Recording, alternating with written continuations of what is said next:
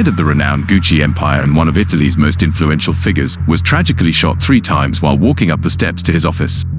As he fell to the ground, bleeding and succumbing to his injuries, it became evident to the police that this was no ordinary man. The investigation into Maurizio Gucci's murder began, revealing a plethora of potential suspects. As the pinnacle of Italian luxury, he had undoubtedly made numerous enemies throughout his rise to the top. Was it possible that a rival luxury brand ordered the hit? Or could the culprit be someone from within the Gucci family? For 2 years, the case remained unsolved until an anonymous tip pointed to a suspect, Patrizia, Maurizio Gucci's former wife. This is the tale of the House of Gucci, a story fraught with family greed, betrayal, backstabbing, and, ultimately, murder. The story of the House of Gucci began at a party in 1970 when Patrizia set her sights on Maurizio. Initially, Maurizio was a reserved and somewhat awkward young man, perhaps due to his upbringing. His mother's untimely death left him under the care of his protective and controlling father, Rodolfo. In contrast, Patrizia, indulged by her father and encouraged by her mother, possessed an exuberant personality and was accustomed to getting what she wanted. And what she wanted most of all was Maurizio.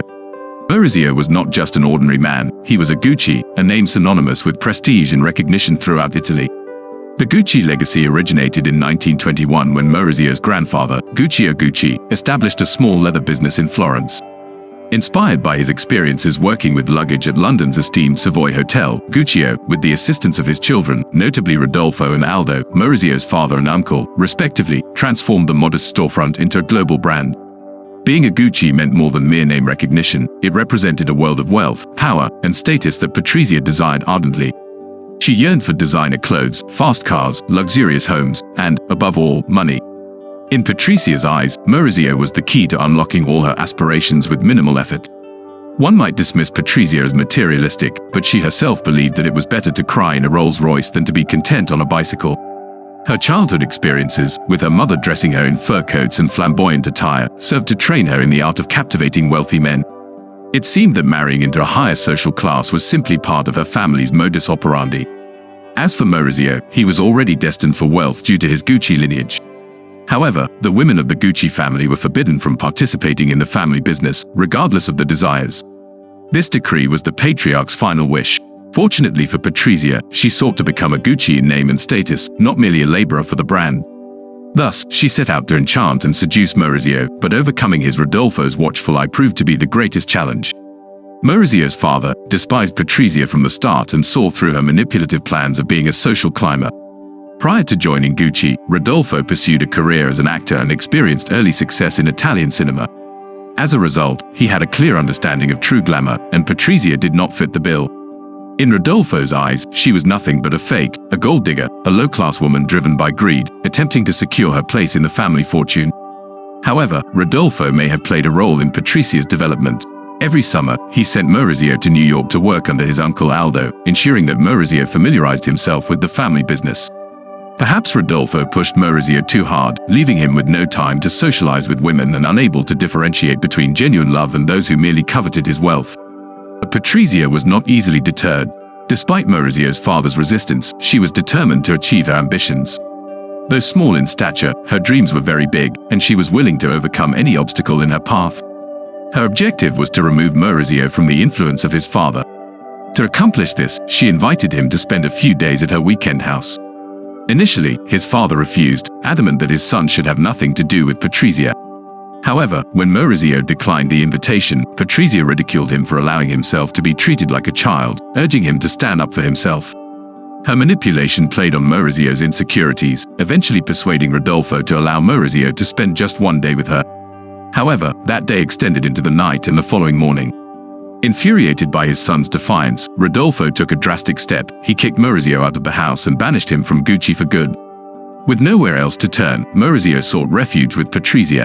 Without a job, he ended up working at Patrizia's father's transport business. Behold an unexpected sight, a Gucci working at such a low-class establishment. Patrizia had won. She had captured the heart of a Gucci, but victory came at a price. Maurizio had lost his power, influence, and financial standing. Patrizia needed to find a way to reintegrate Maurizio into the family business. However, Rodolfo still harbored deep animosity towards her, and he and Maurizio were no longer on speaking terms. Furthermore, Maurizio himself was not enthusiastic about returning to the Gucci empire. Faced with these challenges, Patrizia employed a clever strategy.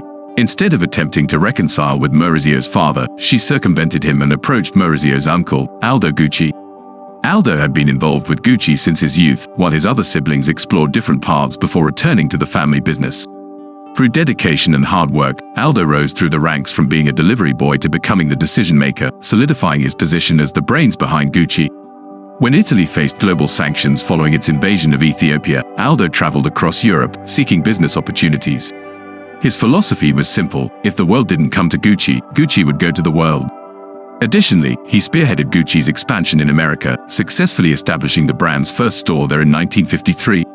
Despite his achievements, the question of his successor loomed over Aldo, as none of his children seemed capable of assuming the responsibility. They were content to remain in Europe. This presented an opportunity for Patrizia. She approached the aging Aldo and convinced him to help reconcile Maurizio with his father. Furthermore, she persuaded Aldo to allow Maurizio to work for him in New York.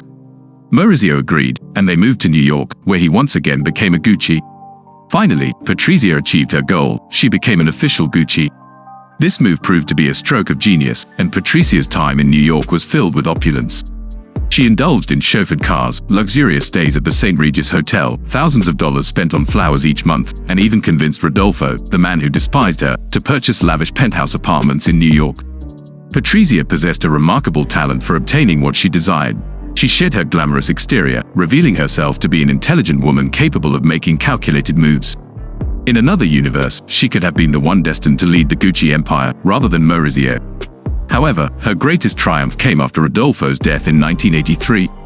Maurizio and, by extension, Patrizia inherited a substantial fortune, including a house in St. Moritz, apartments in Milan and New York, $20 million, and most importantly, a 50% stake in the Gucci empire.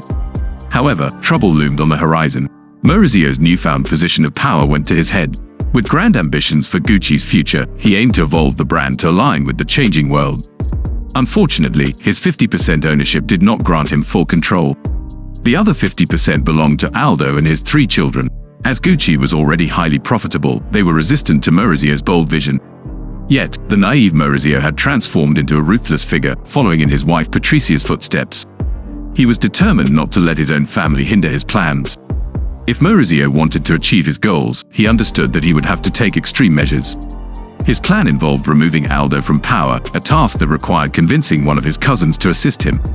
Fortunately, there was a considerable amount of resentment and entitlement within the Gucci family, so it was only a matter of determining which cousin harbored the most bitterness to betray their own father. That cousin turned out to be Paolo Gucci, the troubled and destitute black sheep of the family. Paolo's life was in ruins, as his attempts to establish his own brand using the Gucci name had backfired, resulting in a lawsuit filed by his own father, who feared that Paolo's venture would cause confusion among customers. Sensing an opportunity for revenge against his father, Paolo eagerly joined forces with Maurizio. In exchange for dropping all legal action and selling his shares at a later date, Paolo helped Maurizio dethrone his father and install Maurizio as the new leader of the Gucci empire. But Paolo didn't stop there. Seeking further retribution, he informed the IRS about his father's questionable financial dealings, leading to his father's imprisonment. Although Paolo's stake in the company was reduced to a mere 3.3%, it still granted Maurizio the controlling ownership he needed. Maurizio had succeeded in transforming himself from an indifferent youth to the ruler of the entire Gucci empire, leaving a trail of familial casualties in his wake. With his newfound power, Maurizio wasted no time and immediately brought in an investment firm called InvestCorp to purchase Paolo's shares. This marked the first instance of an outsider owning a portion of the family business, forever altering the legacy of the Gucci empire. Maurizio's primary objective was to restore Gucci's exclusive status, leading him to eliminate certain revenue streams as a form of quality control. He also shifted his focus to the Japanese market, which had yet to fully embrace the Italian brand. Unsurprisingly, these actions resulted in decreased profits. Little did Maurizio know that InvestCorp was just as ruthless as he was. They had no qualms about removing Maurizio from Gucci entirely and buying his shares for a staggering $150 million.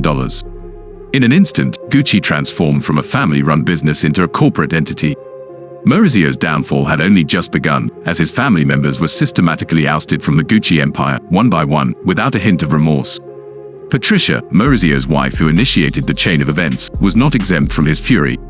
She had desired a stronger version of Maurizio, but as the saying goes, be careful what you wish for. As Maurizio gained more power within Gucci, he grew tired of Patricia's domineering ways, viewing her as a replacement for his controlling father.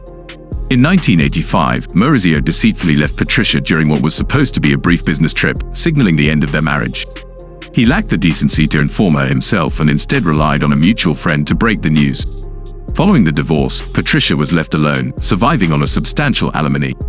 Meanwhile, Maurizio fell in love with another woman named Paola Franchi, who posed a threat to Patricia not because she stole her husband, but because marrying her would result in a reduction of Patricia's financial support. Patricia had inadvertently created a monster in Maurizio, and it became her responsibility to bring him down. On March 27, 1995, in the early hours of the morning, Maurizio was assassinated on the steps of his office.